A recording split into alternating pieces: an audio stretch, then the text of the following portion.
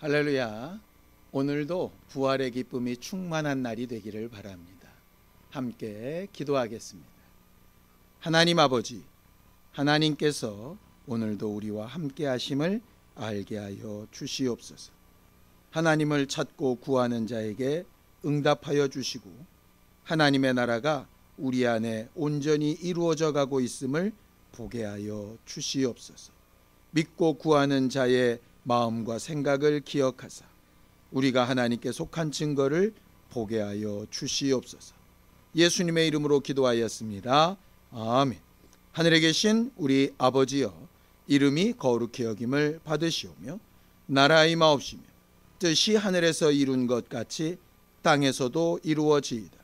오늘날 우리에게 일용할 양식을 주옵시고 우리가 우리에게 죄 지은 자를 사하여 준 것 같이 우리 죄를 사하여 주옵시고 우리를 시험에 들게 하지 마옵시고 다만 악에서 구하옵소서. 나라와 권세와 영광이 아버지께 영원히 쌓옵나이다. 아멘.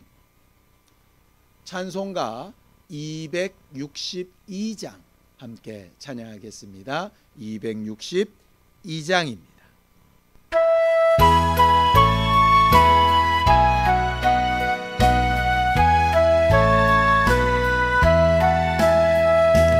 날 구원하신 예수님 영원히 찬송하겠네. 저 죄인 어서 주께 와 죄 사유하심 받으라. 구하라 주실 것이요 찾으라 얻을 것이라. 죄 중에 상한 영혼을 주 온전하게 하시네. 주리 죄를 인하여 피 흘려 죽으셨으니 주밖에 없는 사랑을 만 백성 알게 전하세. 주 예수 사랑 못 잊어 나 항상 눈물 흘리네. 이 세상 어디 가든지 나 주만 생각합니다. 목마른 자 이 샘에와 영생의 물을 마시라. 내 주를 사랑한데도 늘 맘에 부족하도다.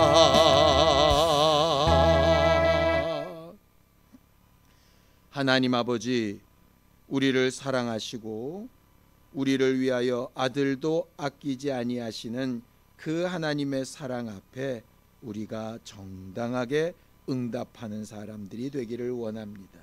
우리의 마음과 생각을 주장하시고 하나님께서 우리와 함께 하심을 늘 알고 깨닫게 하여 주시옵소서. 믿음으로 헌금한 손길들 위에 복을 주시고 부활의 기쁨이 우리 안에 늘 함께 하도록 역사하여 주시옵소서. 예수님의 이름으로 기도하였습니다. 아멘. 하나님의 말씀은 시편 14편 1절에서 7절까지 말씀을 함께 합독하겠습니다. 시편 14편 1절에서 7절까지 말씀을 함께 합독하겠습니다. 함께 읽습니다. 시작.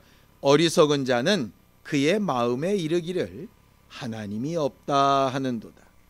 그들은 부패하고 그 행실이 가증하니 선을 행하는 자가 없도다. 여호와께서 하늘에서 인생을 굽어 살피사 지각이 있어 하나님을 찾는 자가 있는가 보려 하신즉 다 치우쳐 함께 더러운 자가 되고 선을 행하는 자가 없으니 하나도 없도다. 죄악을 행하는 자는 다 무지하냐. 그들이 떡 먹듯이 내 백성을 먹으면서 여호와를 부르지 아니하는도다. 그러나 거기서 그들은 두려워하고 두려워하였으니 하나님이 의인의 세대에 계심이로다. 너희가 가난한 자의 계획을 부끄럽게 하나 오직 여호와는 그의 피난처가 되시도다. 이스라엘의 구원이 시온에서 나오기를 원하도다. 여호와께서 그의 백성을 포로된 곳에서 돌이키실 때에 야곱이 즐거워하고 이스라엘이 기뻐하리로다. 아멘. 우리 하나님은 영이신 분이십니다.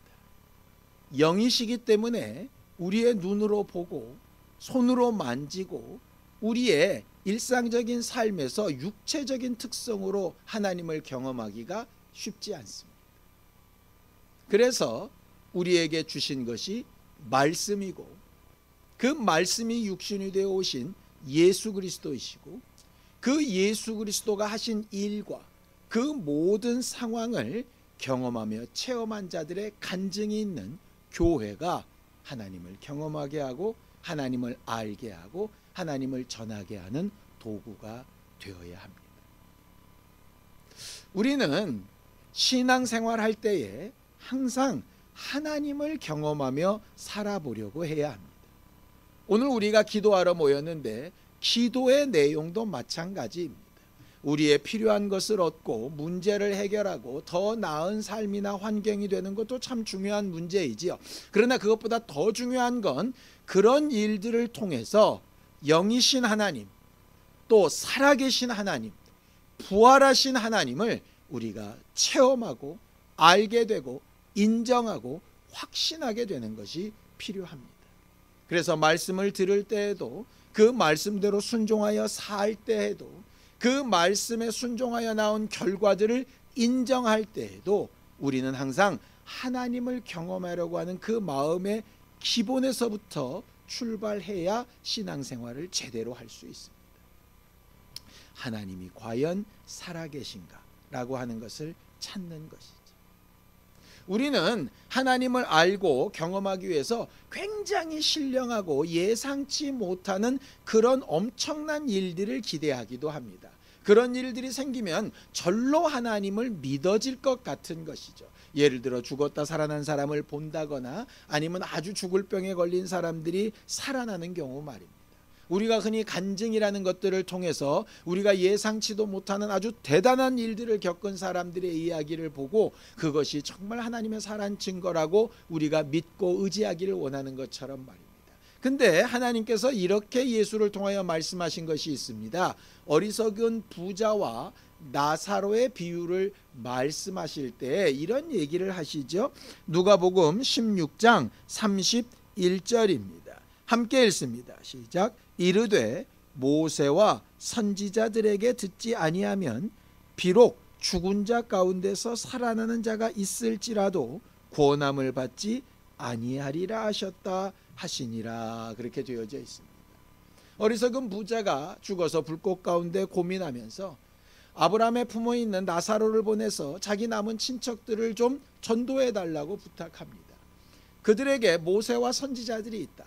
모세를 통한 율법 하나님의 말씀과 그 말씀을 전하는 사람들이 있다. 그때 부자가 이렇게 얘기하죠. 그 율법이나 말씀을 듣고는 변화하지 않을 겁니다. 어마어마한 사건, 죽었다 살아나는 대단한 사건이 있어야 하나님을 믿을 수 있을 겁니다. 그리고 자기 영혼을 보존할 수 있을 겁니다. 그런데 하나님의 말씀은 그렇지 않았죠. 말씀과 그 말씀을 전하는 자들을 무시한다면 죽었다 살아나는 이적을 본다고 하여도 변화가 없을 거다라고 하는 겁니다.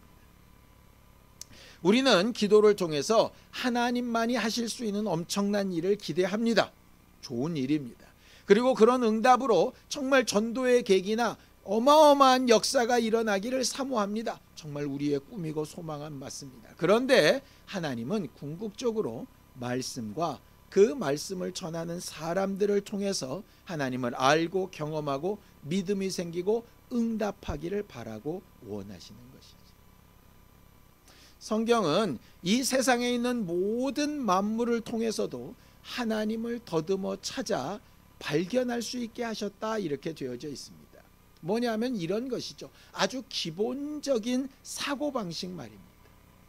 우리가 보는 아주 단순한 물건 하나도 만든 사람이 없이 저절로 만들어졌다라고 아무도 믿지 않으면서 이 복잡한 사람과 세상과 이 전체 구조가 저절로 어느 순간에 뻥 터져 만들어졌더라고 그렇게 믿는 것이 과연 지각에 합당한 것인가?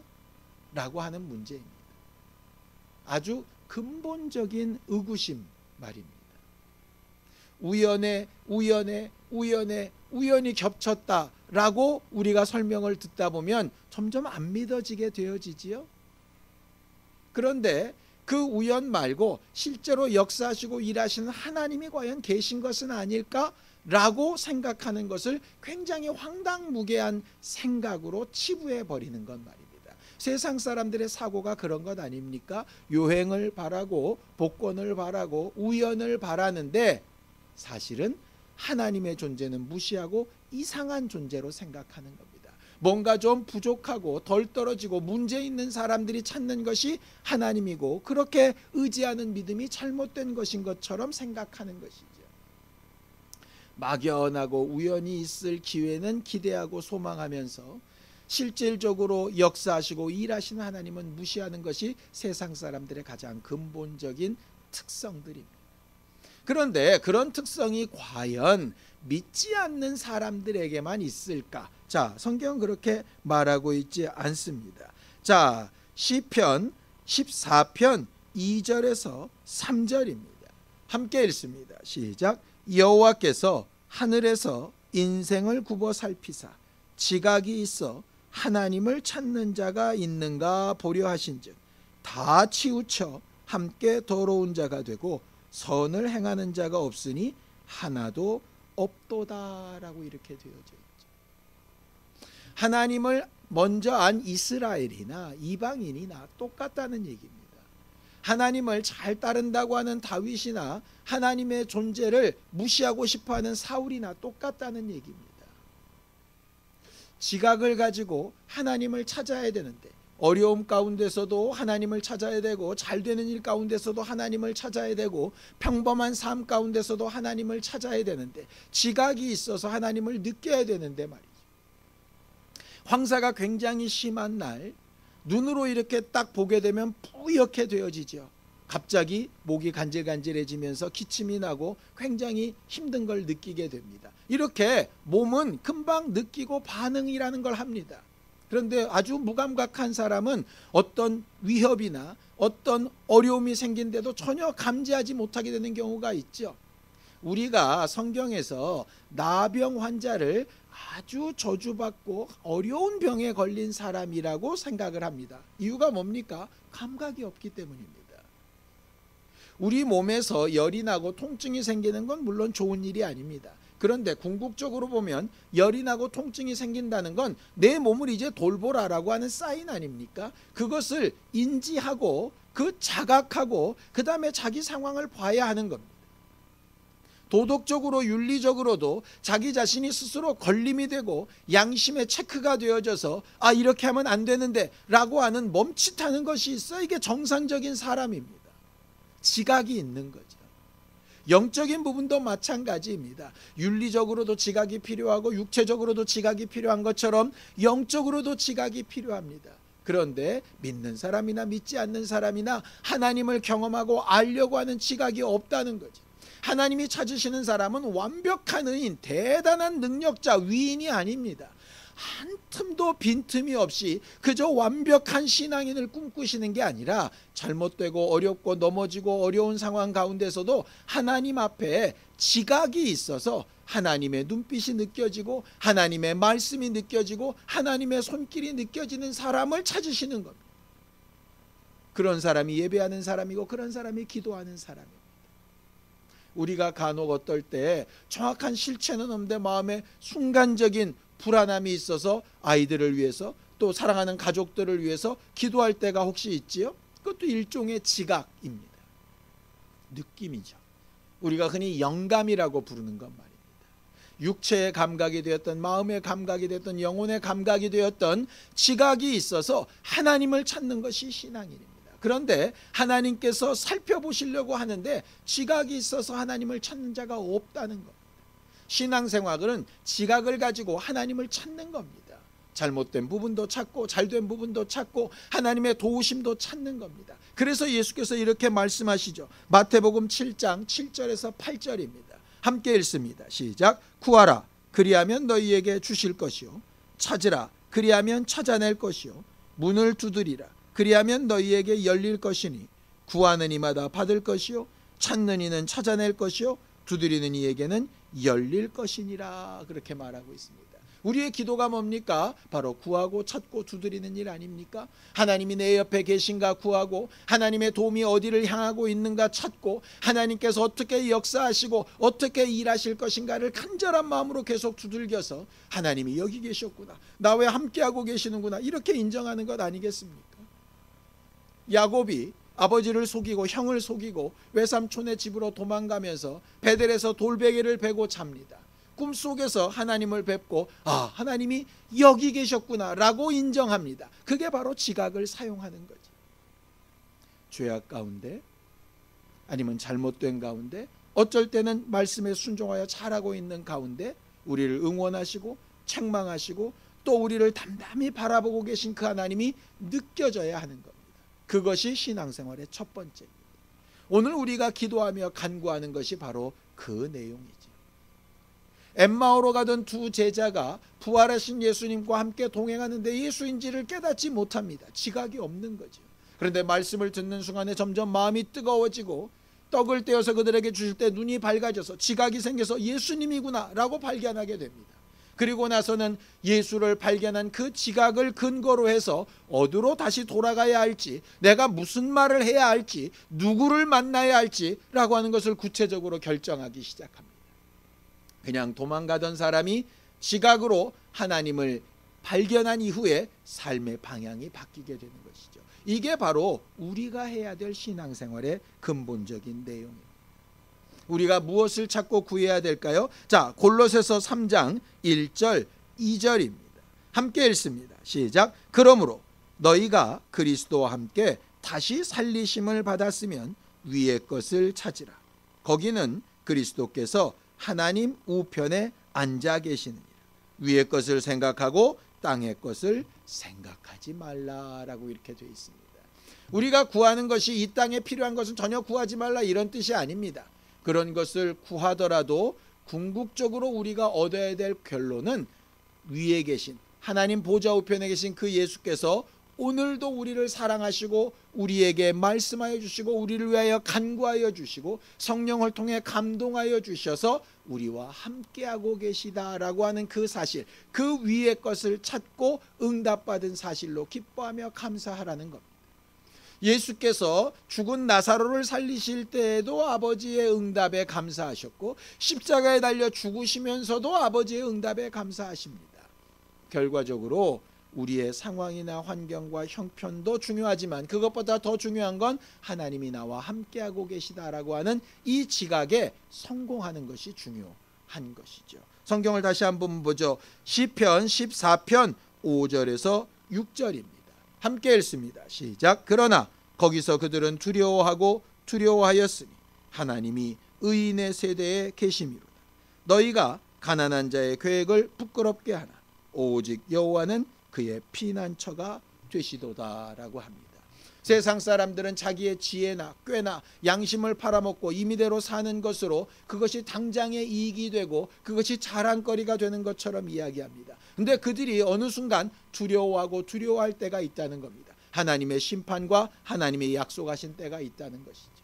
지금은 당장 손해보는 것 같고 아프고 힘들고 괴롭고 정말 망한 것처럼 보이는 그 사람들일지라도 하나님이 그들의 피난처가 되어주셔서 하나님을 찾고 하나님 앞에 지각을 사용하는 자에게 나 여기 있다 하시며 늘 그들을 도우시고 위로하시는 분이 계시다라고 하는 증거를 삼으신다는 겁니다. 오늘 저녁 우리가 하는 기도가 뭡니까? 부활하신 예수님을 미처 발견하지 못하고 두려워 떨던 제자들에게 예수께서 일방적으로 나타나셔서 나 여기 있다 하실 때 예수를 깨닫고 만나고 그 말씀을 듣고 그가 떼어주시는 음식을 먹고 그와 함께 나누는 삶과 시간을 보냈던 그 경험처럼 오늘 기도하고 하나님의 역사와 응답을 구하는 우리 모두에게 하나님이 함께하고 계신 증거와 그 능력과 응답들이 지각으로 깨달아지는 시간이 되기를 예수님의 이름으로 축원합니다. 우리의 기도의 제목이 바로 그것을 구하는 기도에 성공하게 되어지기를 바랍니다. 우리가 바라는 모든 기도의 제목의 결과에 하나님이 나와 함께 하셨습니다. 하나님이 나와 함께하고 계신 걸 내가 분명히 체험하고 알게 되어졌습니다. 이 사실을 나는 증거하고 말하지 않을 수 없습니다 라고 말할 수 있는 믿음의 고백을 하는 우리 모두가 되기를 예수님의 이름으로 축원합니다. 기도하시겠습니다. 하나님 아버지, 오늘도 우리는 지각을 가지고 하나님을 찾고 구하고 하나님 앞에 두드려 응답을 얻게 되어지기 원합니다. 하나님의 살아계심과 우리와 함께하고 계심과 부활하신 예수께서 우리를 위하여 간구하고 계신 분명한 사실을 체험할 수 있도록 우리의 기도에 응답하시고 함께하여 주시옵소서. 말씀이 또 말씀과 함께 살고 있는 사람들의 증거가 우리 안에 늘 힘이 되고 위로가 되고 능력이 되도록 역사하여 주시옵소서. 이제는 우리 주 예수 그리스도의 은혜와 하나님 아버지의 극진하신 사랑과 성령님의 감동하시고 함께 하시는 분명한 증거가 지각을 가지고 주를 찾아 매 순간 체험하며 살기를 원하는 우리 모두 위에 이제로부터 영원까지 함께 있을지어다. 아멘.